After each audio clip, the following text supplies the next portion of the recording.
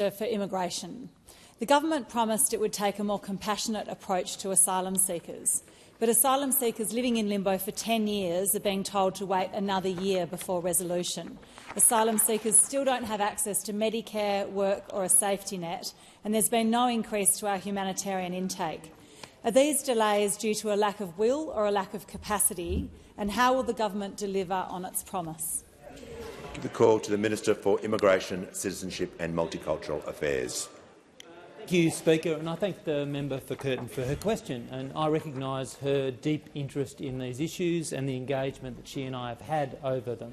I acknowledge in particular that I've been to her electorate and engaged with concerned community members and also people seeking asylum in her community. And I just want to take this opportunity to extend my thoughts to her staff at this moment, who I know are going through a challenging time. On the question she has asked directly, let me say this. I'm very proud to be part of a government that is all about keeping its commitments, in every area.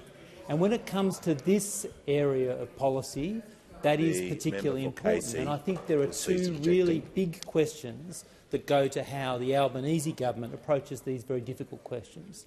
The first one is to recognise that we have got to do two things. We have to maintain a secure border without ever losing sense of our humanity and decency as a people.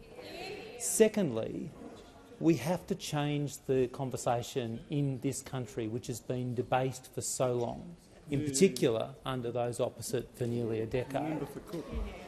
The member for Curtin expresses some concerns, frustration about progress, and let me say a few things to that. We've got to be clear across every aspect of this government that you don't deal with 9 years' worth of dysfunction in a year. We've got to be straight with people, particularly when issues such as this, which are so fundamental to someone's life, are at stake.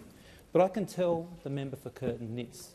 Last year, we delivered in full the humanitarian program for the first time since 1819, the year 1819. We delivered that program in full. That's a statement of our priorities.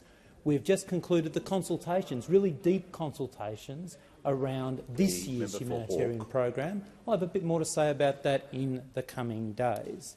In terms of the legacy caseload, people trapped in limbo for a decade for no good reason, we've got on with the job.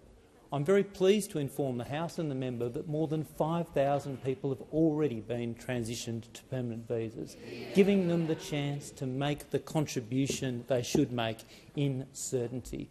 We have invested in visa processing, something that we've read a bit about lately, something that was deeply neglected by members opposite for so long, so that we can make these changes, so that we can build a system that gives effect to our obligations. Because right now, there are more people forcibly displaced than at any time in human history.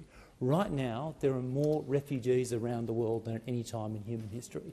We recognise this as a government. We recognise this isn't an Australian problem. This is a global problem in which Australia must play a leading role, and the Albanese government is playing that role. Yeah.